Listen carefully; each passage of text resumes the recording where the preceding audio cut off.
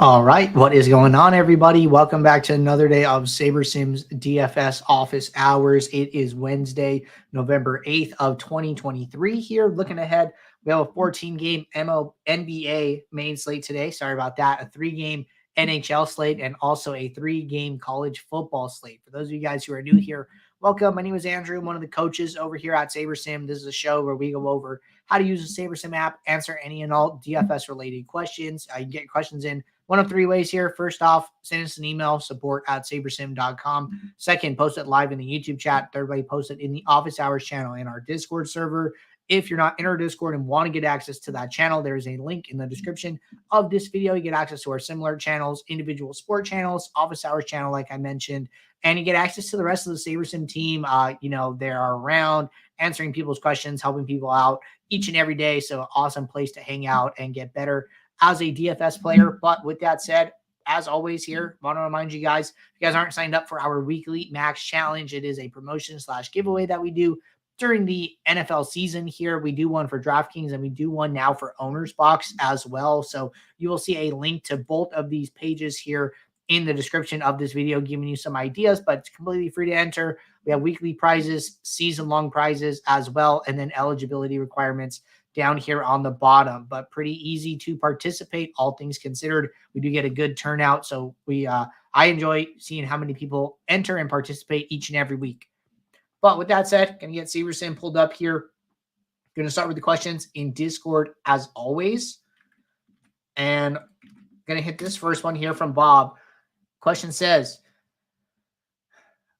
what drives the major difference between Sim ROI in your build versus the contest review? In this example, last late swap. In this example, what does it say? This gets out of whack. The top is contest review for a lineup of mine that finished third in Monday's 4-point play. I ran my Sims based on the and one, similar in contest size, and show solid positive ROI / risk adjusted ROI as of the last late swap. And the contest review, it's quite negative. I just want to understand what drives this so that I can better interpret other lineups in contest review. Thanks. Okay, great question here. So really there's 2 things that affect contest Sim ROI in contest flashback, okay? The first one is going to be if you're adjusting projections. So let's say that you're coming in here, you're doing your research, you're adjusting it, projections in and up and down based on some like value adds that you're trying to come up with here. So when we run the contest sim, we're running it with the SaberSim baseline projection. So projections could be a bias, right? If you think the changes that you're making are valuable and they are, on average providing value here, then I would just take those sim results with a grain of salt, saying like, okay, I understand, my projections are different than SaberSim's, but hey, it's working for me, right? So that's one school of thought here. Second option is that when we create the field lineups, I believe there's 10,000 field lineups per bucket here.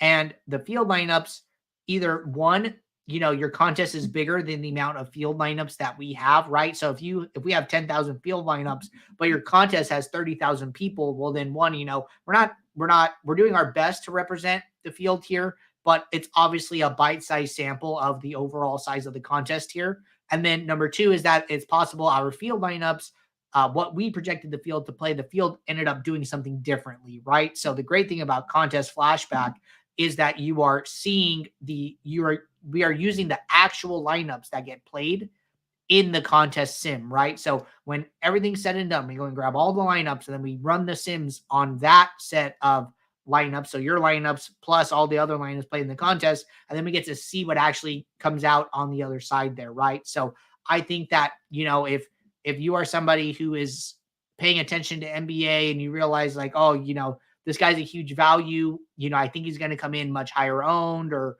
you're keeping up with like narratives and you want to make those adjustments, right? So those are different ways to add value to SaberSim, where you're getting a more representative set of field lineups by creating a custom field. And then hopefully that can help you to have better Sim ROI when it's all said and done. But those are the reasons that come to mind right off the bat here. And those are the things that I would be looking out for. All right. Great question there to get us started. Next question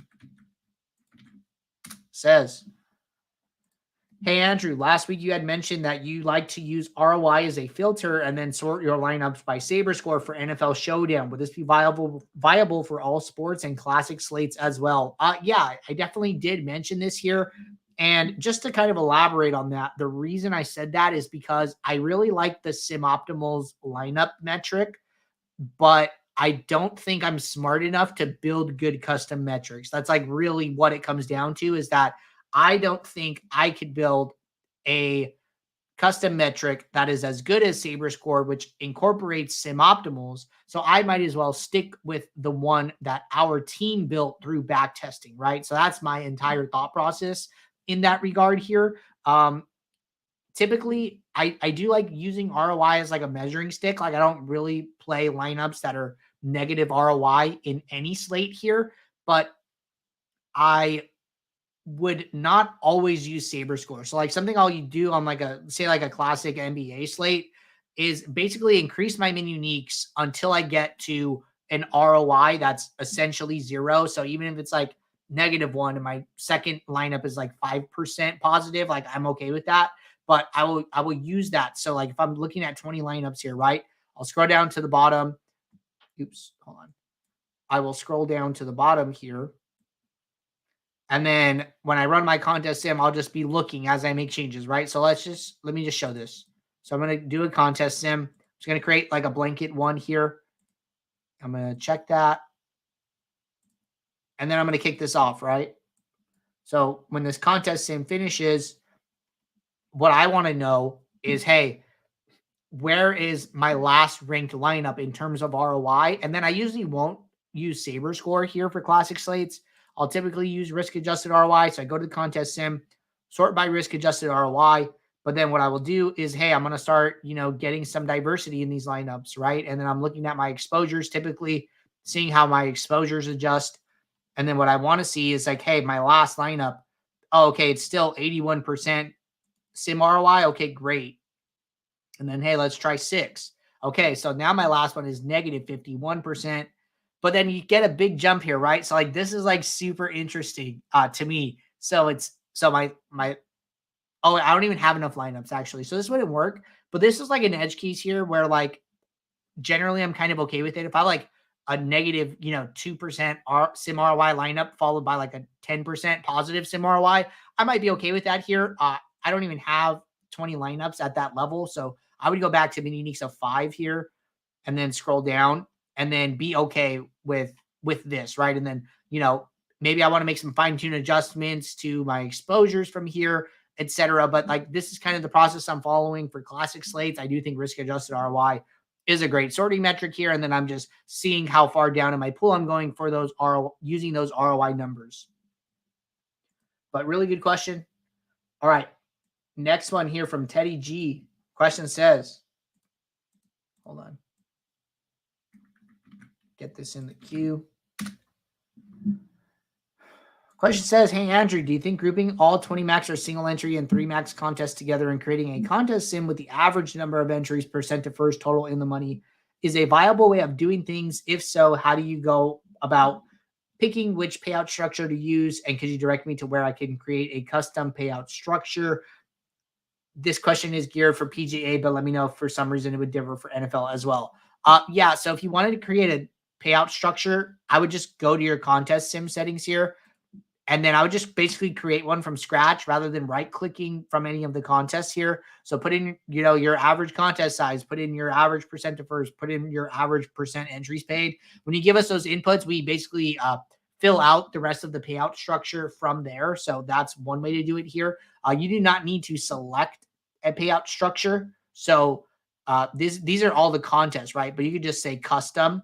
And then when you click custom, it just says select. So the custom one is going off of these 3 inputs that are here below, rather than when I click one, it fills them out automatically for me, right? So they're grayed out when I click a contest. When I click custom, they're able to be edited, and then that is your custom payout structure. But as far as, what I would do here, frankly, I don't love the idea of like averaging them all together. What I prefer is picking a proxy contest, a contest that I care the most about, or one that I think's the most indicative of the type of contest portfolio that I have for that night. So like maybe you have, single entry 3 max, 20 max, 150 max.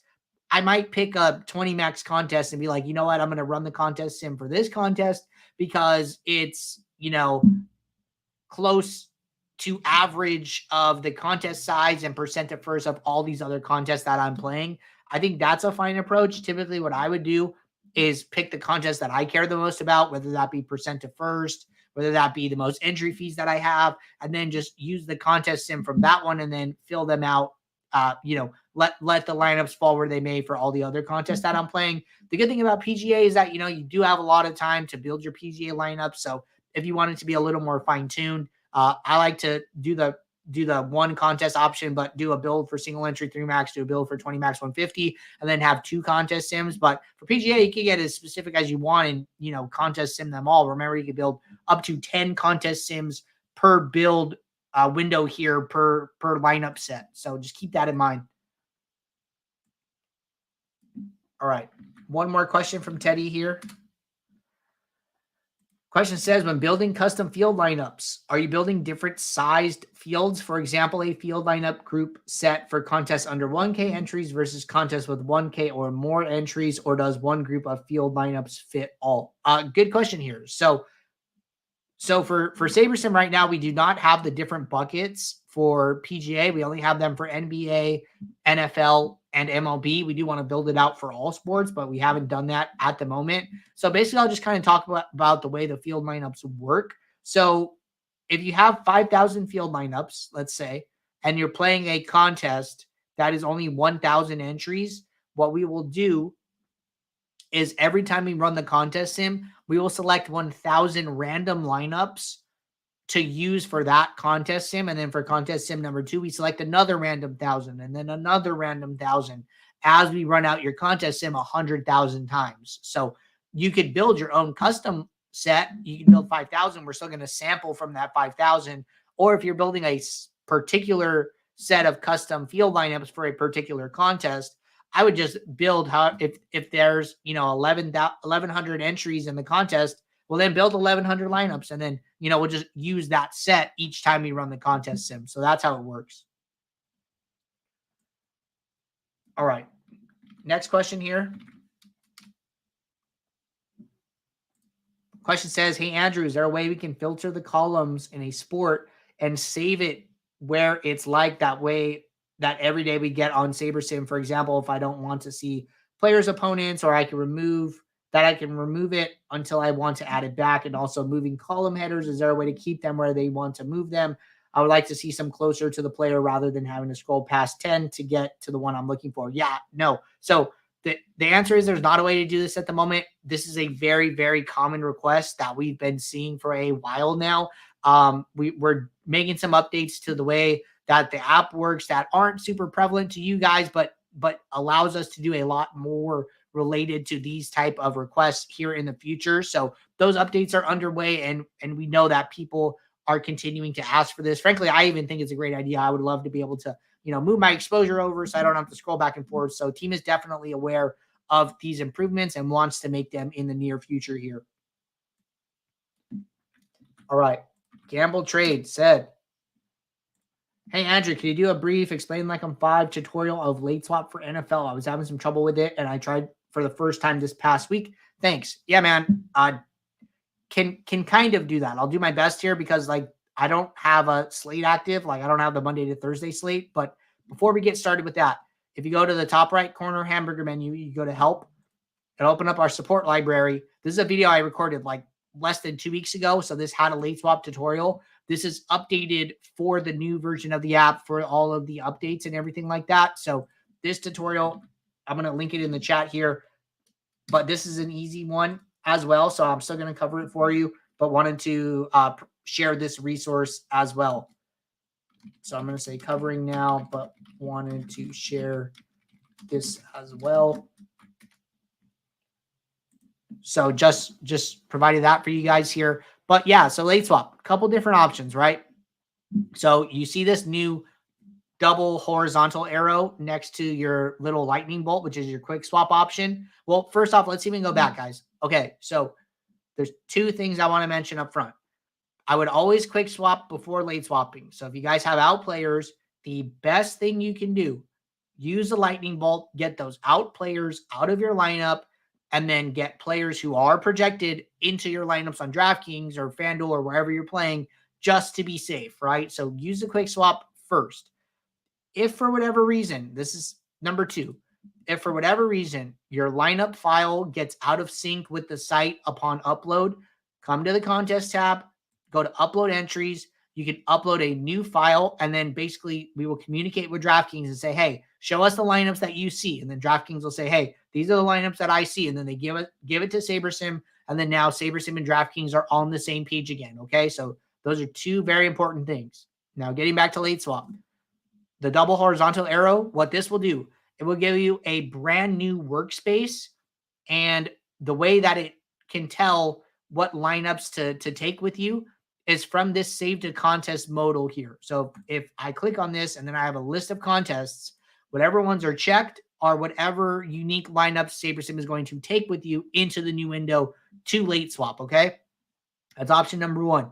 Option number two, this build one up here at the top at the name, you can right click on it. When a slate is active and when you have a CSV in here, you're going to get a late swap option. What this will do is if you have projection adjustments, if you have filters, if you remove players from your player pool, if you have min-max exposures, it will take all of that info, carry it over. It's a cloning option, basically. It's going to clone your late swap and then give you a late swap window with all of that work that you've already done. That way you do not have to redo it. So those are the two ways to late swap, but I would always quick swap first and then use one of those two methods, and then you should be all set. But remember just to check what contests are checked. That way you know which contests you are late swapping. All right, great questions there. And we're going to jump over to the YouTube chat. Aaron said, have you done your NBA process on stream yet? We've seen Jordan's.